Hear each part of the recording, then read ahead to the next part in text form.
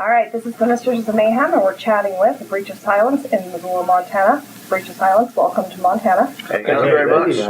How are you guys enjoying our fall weather? It's cold, man. Enjoying? Enjoying? We're coping. Nah, it's completely different to back home, so we're loving it because we know that it's just a holiday for us. We don't have to sort of stay here. Have you guys ever played in the U.S. before? Not before this tour, no. No, this is our first time playing around the States. It's awesome. Are you enjoying it? It's fantastic. We're loving it. Yeah, the best time, yeah. Nice. Where else have you guys toured around? We've toured Australia many times, obviously. We've been to New Zealand a couple of times as well. And this is our first big sort of, other side of the planet tour kind of thing. We haven't been to Europe yet. We're just we're still pretty young from a band's perspective. So, that's all ahead of us. Very cool. So, what part of Australia are you guys from? Brisbane. Brisbane. Vegas. That's in Queensland, about halfway up. Yeah, it's about halfway point up the east coast. It's the perfect middle ground. It's not too hot, it's not too cold, it's just right.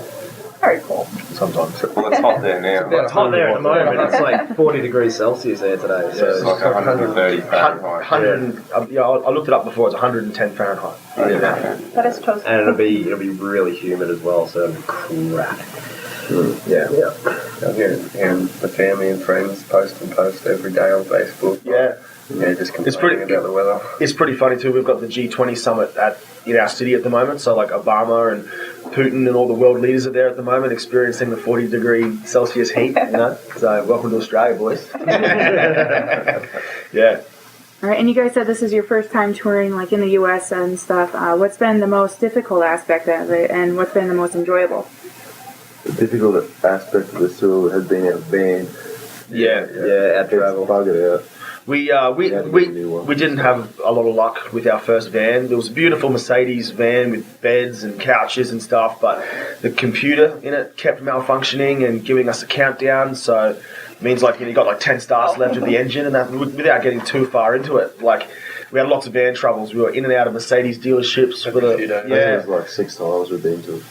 So we had a bit of dramas with that one. So it'd be we drive overnight to get to the Mercedes dealership in the next town. By the morning, sit there all day, get it fixed, and then drive to the gig and play that night. There were days where we didn't get any rest. Yeah. And then trying to perform and travelling on top of that, doing 10-hour drives overnight.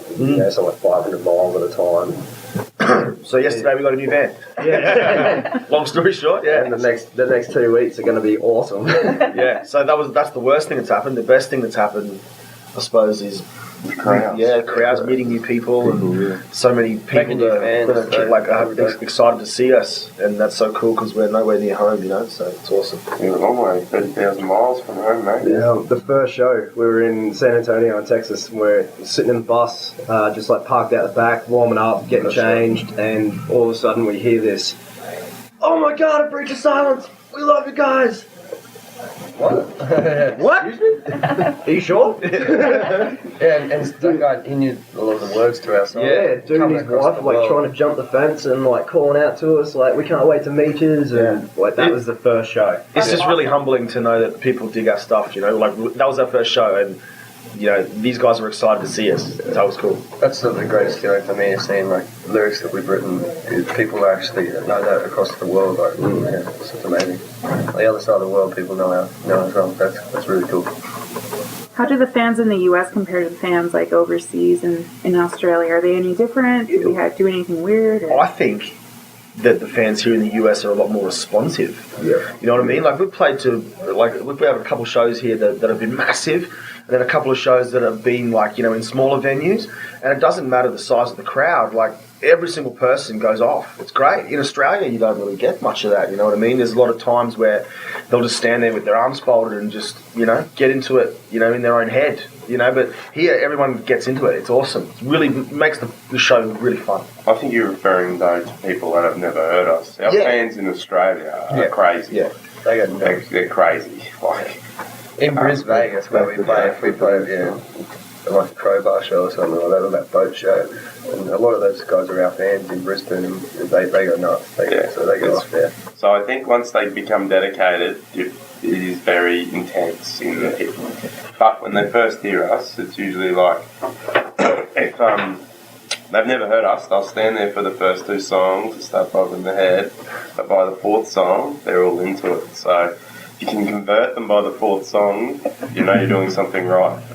So, We just got to work on converting them at the very beginning. Yeah. but yeah, overall, I think the bands are pretty much the same. If they dig the band, they're both the US and Aussies are pretty similar. We just have,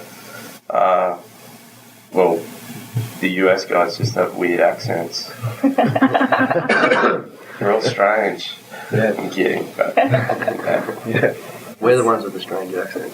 Yeah. So we've been told. I haven't got an accent. We're still I have not got an accent. No, we were actually talking about on the way over, like, I hope they have accents, you know. We don't have accents. No, we don't have accents. You guys have We have accents. Yeah, that's right. No, you're on our tour. Doesn't come through the music, huh, Reese? Yeah. Hey, what? Exactly. Sing something when you're It's American. not enough to know one. Do you want me to do more yoga? Yeah, Yobbo. Yeah. Donnie. You sound like Kevin Bloody Wilson. So who's in A Breach of Silence? Who are we? Yes. Yeah. Okay, yeah. I'm Reese, I'm the vocalist. I'm Blair. I play bass and sing. Cozzy or Matt, I play guitar. I'm Tricky, and I'm the newest addition. I'm not even. It hasn't been announced that I'm in the band yet, but we have just made it official amongst us. So, He's the biggest secret. yes, best kept secret. That's the one. Yeah, boy. It's so pretty. I'm Karen, I play guitar as well. All right, and how many albums do you guys have out? 2. 2 full-length. Yeah, we just released one about 4 weeks ago, The Darkest Road, and then we did one about 2 years ago, Dead or Alive. And so yeah, we've just released our second one. How are your fans responding to The Darkest Road? Really good. We've got a lot of great responses so far from it. Yeah, it's only been out for 3.5 weeks. So it was funny watching it, like knowing that I was coming on board back in Australia before we left. The album got released on worldwide, but on iTunes as well, and it was just rising and rising on the charts. And we got to #1 on the metal charts and sat there. And Debuted there, yeah. yeah, It came out at #1 for a week. So we were up against Slipknot and all those guys. And then They overtook us, and they're still there. yeah. But we beat them for 1 week. That was cool, man. That's really cool. 'Cause that's never happened to us before, so we were really happy about that. So yeah, the response. Yeah, we charted. So the response so far has been overwhelming. We love it. We charted in the independent charts in Australia too. That's, you know, for all music that's been released within that month. So we charted at #20. So that was good. 20 was the cut-off point. We just slipped in there. So Nice. it's good. So what inspired the name A Breach of Silence? The name of Bridge of Silence came up because I've been played in previous bands. I'm like the dad of the group. I'm the eldest. I've been playing for 13, 14 years in bands since I was 16, and I did a tour run, and I called the tour A Breach of Silence with all these bands, and I'm like, oh man, I like that name better than my band name now. And then when that band disbanded, I just took that name and created this band. Yeah. Very cool. So it's not a great story. I mean, on that tour, my old band, we broke a floor of an old pub. There you go. That was a good story. Somebody nearly fell through and nobody did. And I got really drunk that night. So we always ask boxer or briefs. Oh, Briefs. Oh, you're a commando, man. What are you talking are about? they briefs, are they? No, commando is nothing. Oh, oh man, you are. You just experienced a flannery moment. Yeah, it's a flattery moment. It's well known. that's my last name. Yeah. Salubrious. So what's the craziest thing a fan has ever done for you guys? PG or? PG, X-rated? Actually, I've got a really cool story that's happened recently to us. We played just on this tour. We were down in Florida, in Destin, Florida. This guy turned up to the show, and his mum came because she's cool, loves metal too, and she, really liked us and stuff like that. Bought heaps of merch and stuff, and we're like, "Sweet man, you guys are awesome." A couple of shows later, we sort of backtracked through to Alabama. Mobile down there, just on the border between the two, like Florida and Alabama, and they turn up again to this show, the second show. They've travelled like 200 miles to come and see us, and they rock up with like 2 big boxes of cookies, and it was a couple of days before Halloween, so they turn up with 5 superhero hoodies for us to wear on Halloween and stuff like that. Like, it's just awesome. She gave me a bag of condoms. She gave us like this care package, you know what I mean? Enjoy America. This woman that had, like, we didn't know from a bar of soap, has just given us all this stuff, this generosity. And ever since that day, she's been messaging us on our Facebook, like making sure we're okay and all this kind of stuff. So yeah, it's really nice. It's Robin. Big shout out to Robin from Florida. Yeah, so that's it's like our American mum. Yeah. So yeah, that's a crazy thing that's happened by a fan. So those peanut butter cookies. Oh gosh, they were awesome. They didn't last a day. We smashed them. So yeah. All right, and your new album, one of the songs on there is "The Darkest Road." What's the meaning behind that song? It's just it's a metaphor for like trying to take the hard path and not take the easy path, because everyone can take the easy path. It's an easy way out, and sometimes it's not very rewarding. If you can take the darkest path and try and push through obstacles and barriers, you can you reap the benefits for it. So that's pretty much taking the darkest path. We've done that as a band and as people in our lives. So that's pretty much where the meaning for that comes from. Yeah. How do you incorporate it into your everyday lives? The meaning of that song. Well, we as a band, we've just been pushing and working harder and harder. We just keep pushing the band. We don't stop. It's gonna it's a lot of, it started off like Cody was saying the other day. It starts off with playing to 0 people, then the next year you're playing to 10 people, then the next year you're playing to 50 people, and you start building these fans, and then now we're playing to a few hundred, and hopefully there'll be thousands to play. That's it. That's the goal. By the way, we're having fun doing what we're doing, so we don't really care, but we do at the same time. Yeah. So everyone's faced with adversity in life, everybody, and you can go that way or go that way, and sure, the dark path is scary because you can't see in front of you, but if you take it and you go through the treachery, you come out the other side and you go, wow, I'm smarter, I'm more determined, and shit, I feel good because I've succeeded something, you know what I mean? So if you do that in life, it doesn't matter, what your situation is. If you take that path, then it's all sweet. Or you could just turn a blind eye to it and be lazy, shit, negative, that person that whinges, the keyboard warrior on Facebook. See how far you get. Yeah, if you just walk the same path that everyone else does, you'll just get where everyone else is. So, anybody with success has gone the darkest path. And I mean, we even incorporated it with our friend Dan, who we based the film clip of that song on, and he's a quadriplegic. He broke his neck, and none of our darkest paths have been as dark as his, and now he's trying to learn to walk again. So that's why we dedicated that clip, that meaning to him, because he's walking the dark path, and his dark path is very dark. But, he sees the light at the tunnel, and we do for him as well. So, yeah, it's a pretty powerful message, if people take it on board.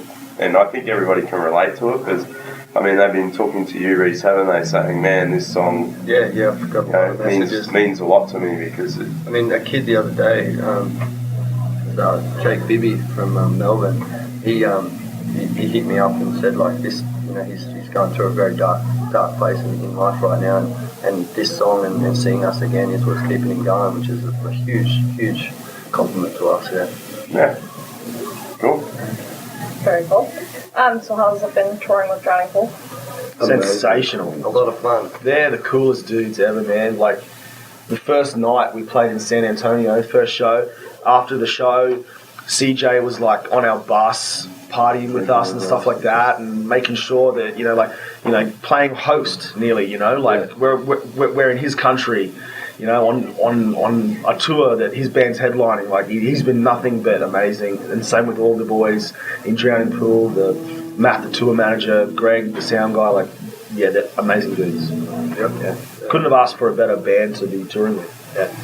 So the party never ends. Do you guys like to party? TPN. No, we don't. We don't party. No, never. The party. No, yeah, we do like the party. I like the party. That's a very cool song. We were listening to it on the way over here. Thank you. Oh, nice. Yep. So it's one of the hardest songs to play on the album. It's funny because that name actually came out. We were recording the album with Frederick Nordstrom at Christmas time, and we'd been partying for like 2.5 weeks straight already. And then Kerry looks at me and he goes, "What are you doing, man? You going home or are you going to party?" I'm like, "The party never ends, man." And that was pretty much when we were writing the song, so it just stuck. Yeah. He's shaking his head. So what do you guys got planned for when you go back to Australia? We're hoping to do an Australian tour and do an album. We're planning and one. stuff like that. Yeah. We're planning an Australian tour around January. And then we're going to be focusing on coming back here as soon as possible. Yeah, we've got a few things coming up next year, and a few of them involve your beautiful continent. So we're going to be working on that. The warmer parts? warmer weather here. Yeah, Maybe in the summer. Yeah, that's right. It's beautiful here during the summer. Yeah, I know. Yeah, I've spent a bit of time in Vancouver, and summertime there's awesome, all the snow-capped mountains and stuff, and yeah, it's beautiful. So where can people get your guys' music? Everywhere. We're all over, like every digital outlet, like Google Play, iTunes, Amazon. We're on here in America. I'm pretty sure you can get hard copy CDs from Best Buy and stores that stock CDs still. You can jump on our record label's website, eclipserecords.com, and order the hard copy CD that can be sent to you anywhere in the world. Everywhere, I guess. Or you can just hit us up. Yeah, come to a show and buy one from our merch counter. Yeah. So is there anything else you guys want to share with the audience? TPNE. Yeah, no, come to a show, give us a hug and buy us a beer, and we'll have a chat. Buy a shirt. Yeah. We'd love to meet everybody that listens to our music. Yeah, can't wait. Say hi. Say hi. It's so good seeing new faces and stuff. Don't hold back either. Get down the front, go off. Yeah. So it makes us play harder. Nice. It does. Like that. The energy of Yeah.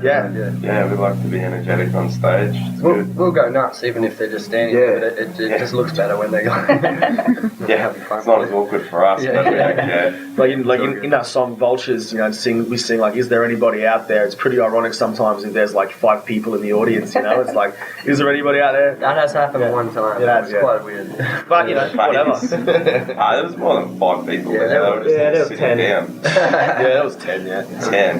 There's about 100 people in there, but it was such a huge room. It was like not good. Yeah. So how many more shows do you guys have left on this tour? 9? Yeah, 9 or 8 or something like that. Yeah. It was 10 last time. Yeah, 10. Yeah. So tonight's the 9th last one. Yeah. So it's like it's like the last leg, the last third of the tour started last night. The coldest So third. have we done 21 shows? Yeah. 21. Yeah, we played 21 shows so A far. few shows have been added, and we I think it's a 30-date tour now. So Yeah. Yeah, we're originally coming over for 26 or 20. There's like 24 or 26 shows originally when we landed here, and they were just like, here's your spreadsheet. There's more shows. Those days off you thought you were having. Yeah, we were supposed to have 5 days off in Vegas, and it was going to be awesome. Yeah. But in saying that, the positive side of that is We like got to go to Sacramento. we got to go to California, whereas on the original run sheet we didn't have any Californian dates, so we got to go to Cali and check it out. Yeah, we're not complaining. We love to play, so it's been a pleasure to play. For sure. And I'll just say hello to you guys from Kenny. Yeah. Eclipse Records. How you going, bro? How you going? Kenny, my man. Yeah, awesome. Awesome. Well, thank you guys very much for chatting with us. We hope that you enjoy the rest of your tour. Thanks for having us. We're Thank you excited very to see much. you guys play tonight, so Yeah. It'd be thank you very great. much. Thank you. Thanks. That's a shame. All right, this has been the Mistresses of Mayhem, and we've been chatting live with A Breach of Silence, and you can catch them on the rest of the U.S. tour. Cool. Woo! Thank you guys. Big crowd. Awesome.